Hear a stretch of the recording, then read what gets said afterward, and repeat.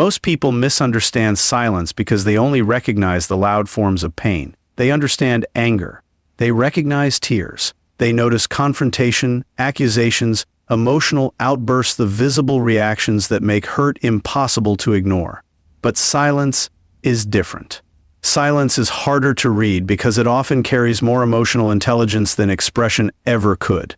When an empath goes silent after being hurt, most assume they are shutting down, becoming distant, or avoiding conflict because they are overwhelmed. What they fail to understand is that this silence is rarely weakness.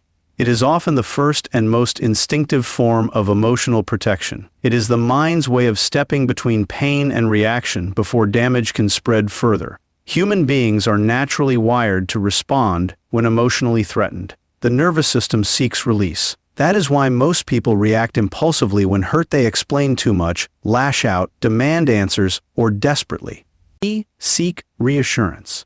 These reactions feel natural because emotional discomfort creates urgency. The mind wants immediate relief, and speaking often feels like the fastest path to getting it. But emotionally perceptive people understand something most never learn. The first reaction is rarely the clearest one. It is usually driven by wounded emotion, not accurate perception. An empath senses this intuitively. They know that pain distorts judgment, and anything said from that state can become ammunition in the hands of someone emotionally careless or manipulative. This is why silence becomes their first line of defense. It creates psychological distance between what they feel and what they choose to reveal. In that quiet space, something powerful happens. Emotion begins to settle. Observation sharpens. They stop reacting and start noticing. The things they missed in the heat of the moment suddenly become obvious. The slight inconsistency in someone's explanation, the lack of genuine concern behind an apology, the subtle shift in tone that reveals defensiveness rather than remorse. Silence gives them room to process not just what happened, but what it means. You see this in real life more often than people realize. Someone says something hurtful, expecting an immediate argument, but the empath simply becomes quiet. To the outside world, it looks like retreat. But internally, a complex assessment is taking place. They are not withdrawing because they have nothing to say. They are withholding response because they understand the cost of speaking too soon. They know some people provoke emotional reactions to regain control of a situation. They know some conversations are traps disguised as opportunities for resolution. This is what makes their silence so unsettling. It disrupts the emotional script others expect. There is no reaction to feed on, no vulnerability immediately exposed, no chaos to exploit. Instead, there is stillness, and stillness shifts power. The uncomfortable truth is that silence often reveals more strength than confrontation ever could. Because while anyone can react, very few can restrain themselves when hurt enough to speak. An empath's silence is not emptiness. It is emotional discipline in its rawest form. It is the quiet moment where self-protection becomes self-respect. And if someone mistakes that silence for weakness, they usually realize too late that it was the exact moment access to that empath began slipping permanently out of their hands. Most people think silence after emotional pain means confusion. They assume that when an empath goes quiet, it's because they are overwhelmed, unsure of what to say, or trapped in the emotion of the moment. That assumption reveals how poorly most people understand deep perception. Quietness is rarely confusion for an empath. More often, it is calculation. It is the moment they stop reacting to what just happened and begin analyzing what it connects to. This is where the perception becomes dangerous to anyone relying on excuses, half-truths, or carefully managed appearances.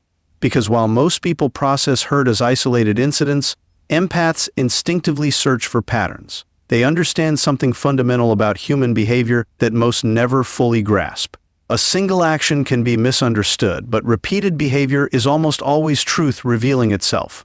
Human beings are experts at explaining away moments. We are psychologically wired to seek emotional resolution as quickly as possible, even if that resolution is built on denial. Someone forgets something important, and we call it distraction. Someone speaks sharply, and we blame stress. Someone avoids accountability, and we tell ourselves they're just overwhelmed. In isolation, almost any behavior can be rationalized.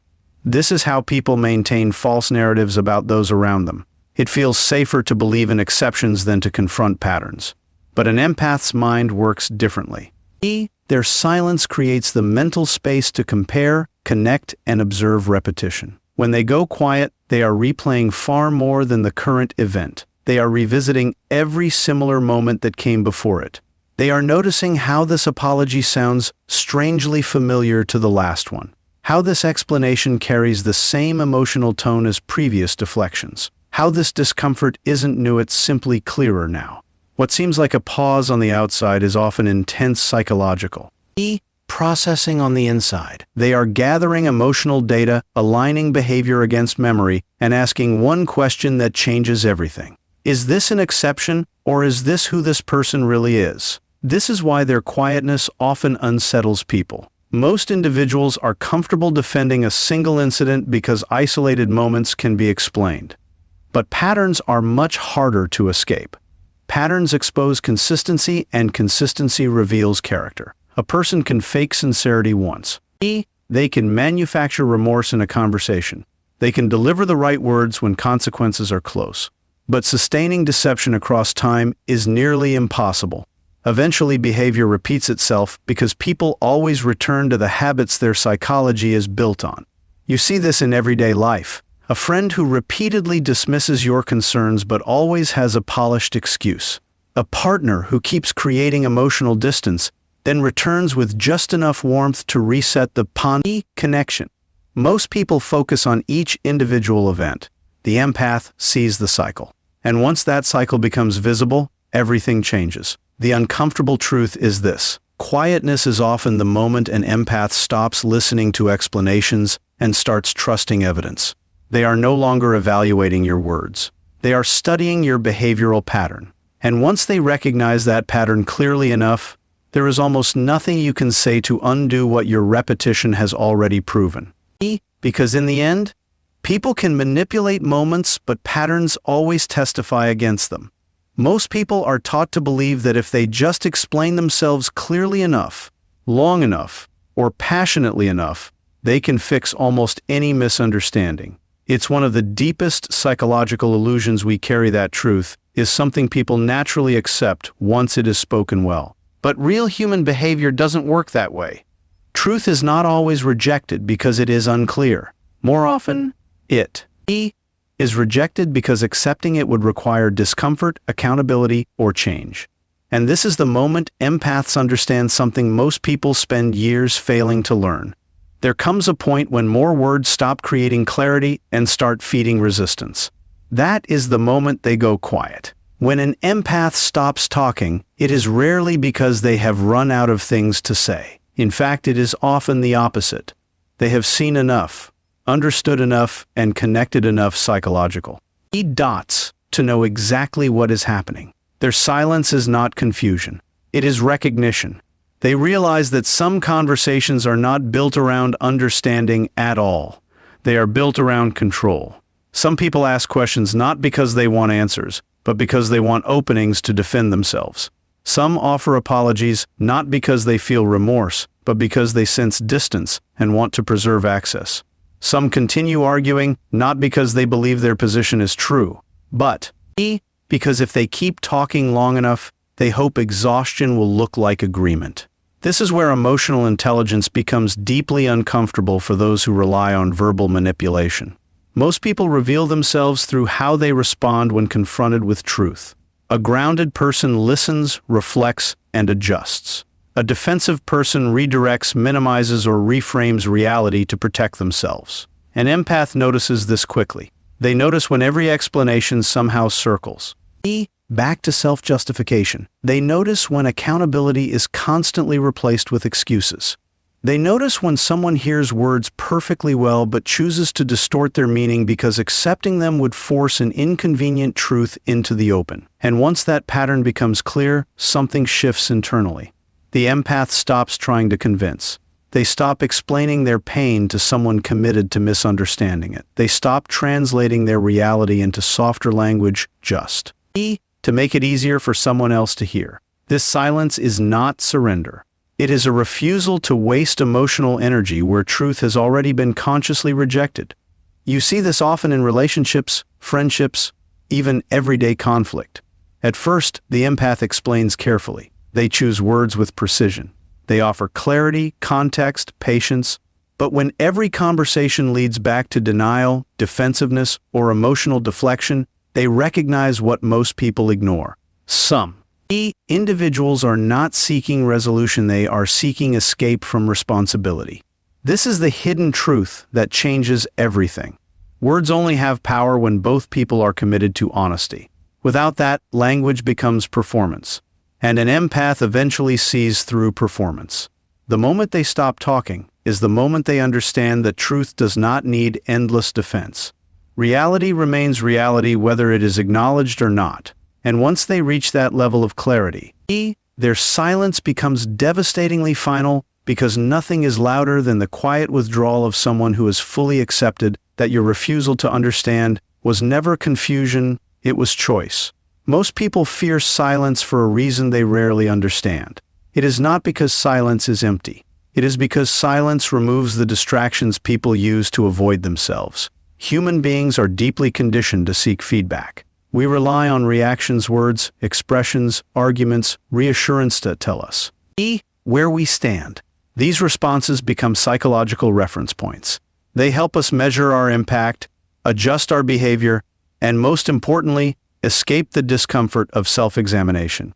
This is why so many people become visibly unsettled when an empath goes quiet. It is not the silence itself that disturbs them.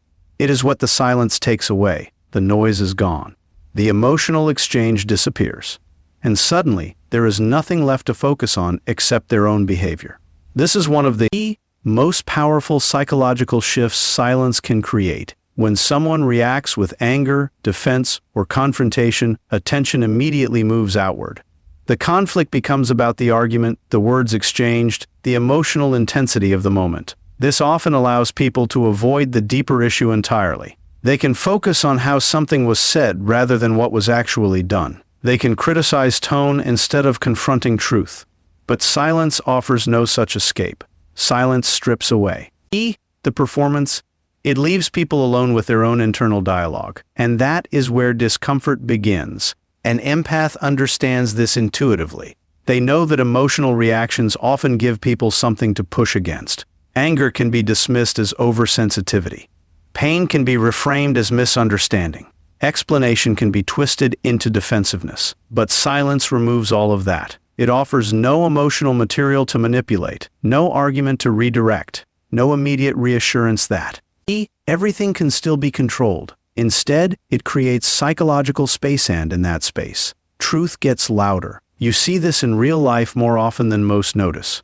Someone says something hurtful expecting an argument, but instead, they are met with quiet stillness. At first, they may feel relief. No conflict, no confrontation. But then something shifts. The absence of reaction becomes heavier than any words could have been. They start replaying the interaction in their mind. They begin filling the silence with their own thoughts. Did I go too far? Why didn't they respond? What did they understand that I'm not seeing? This is where self-confrontation begins.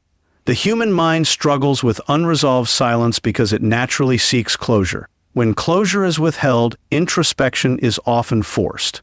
And for many people, introspection is deeply uncomfortable because it exposes truths they have spent years avoiding: patterns of selfishness, emotional carelessness, manipulation, or avoidance. This is why an empath's silence can feel so psychologically intense. It becomes a mirror. And mirrors are unforgiving because they reflect exactly what is there, not what someone wishes were true. There is no argument to win against silence, no explanation to overpower it. There is only the echo of one's own behavior returning with clarity. The unsettling truth is this: silence often says what words never could. It forces people to meet the version of themselves they've been trying to outrun. And sometimes, the loudest consequence a person will ever face is the quiet realization that someone saw them clearly enough to say nothing at all. Most people misread quietness because they only understand visible endings.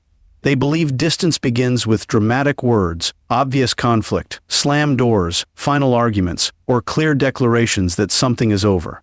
They expect detachment to announce itself loudly, to come wrapped in anger or confrontation. But real emotional detachment rarely looks like that. In fact, the most final endings are often the quietest ones. When an empath goes silent after repeated hurt, what most people mistake for temporary withdrawal is often something far more significant: the beginning of emotional detachment. And this is where human psychology becomes deeply uncomfortable, because by the time silence is visible on the outside, the separation has often already been unfolding internally for much longer. Empaths rarely detach suddenly. That is the first truth most people fail to understand. Because empaths feel deeply, they also process deeply. They don't abandon connection at the first sign of disappointment. They often try to understand, explain, repair, and give more chances than anyone realizes. They replay conversations, search for context, question their own interpretations, and make space for growth in others. This is what makes their eventual silence so misunderstood. People assume the quietness means they are still processing what happened, still waiting, still emotionally available. But often, that silence means the processing is over. The conclusion has already been reached. There is a hidden psychological shift that happens when emotional pain crosses a certain threshold. At first, hurt creates intensity. The empath asks questions. They seek clarity. They still care enough to pursue resolution. But if the same patterns continue: dismissal, dishonesty, inconsistency, emotional neglect, something changes. The intensity fades. The need for answers disappears. Not because the pain no longer matters, but because the truth has become too clear to keep negotiating with. This is the moment emotional detachment begins. You can see it in subtle ways if you know what to look for. The messages become shorter. The emotional warmth that once filled their words disappears. The urgency to explain themselves fades.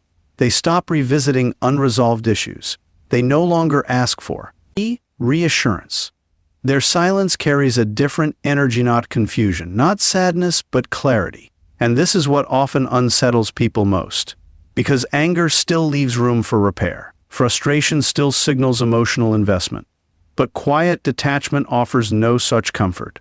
It is the absence of emotional negotiation. This is where many people make their biggest mistake. They interpret the silence as space to delay accountability. They assume there will always be another conversation, another opportunity to explain, another chance to restore what has weakened. They don't realize that emotional detachment is often a private decision made long before it is ever spoken aloud. By the time they notice the shift, the connection they thought was waiting has already changed form. The uncomfortable truth is this: an empath's silence is often not a pause. It is a transition. It is the quiet movement from emotional investment to emotional release. And once that process has begun, words that once could have repaired everything often arrive too late.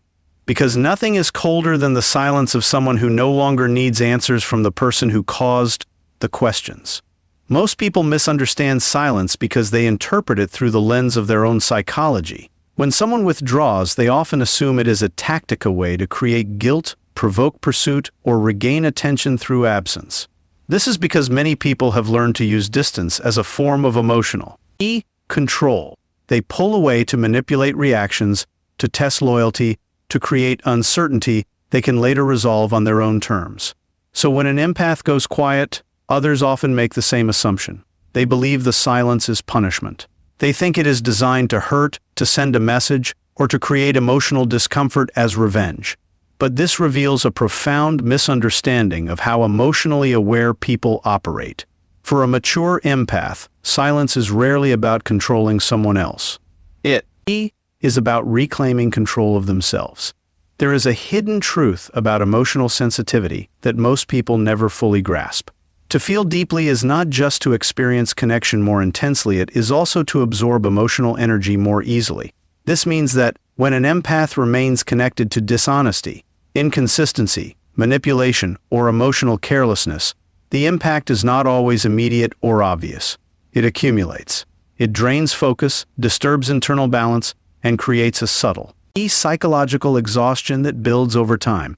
Many empaths spend years trying to manage this by explaining, understanding, forgiving, and giving endless chances. They mistake endurance for strength. They believe if they can just communicate clearly enough, love patiently enough, or understand deeply enough, they can preserve the connection without losing themselves. Then comes the awakening, the moment they realize that preserving peace externally has been costing them peace internally. This is where silence changes meaning. It stops being reaction and becomes recalibration.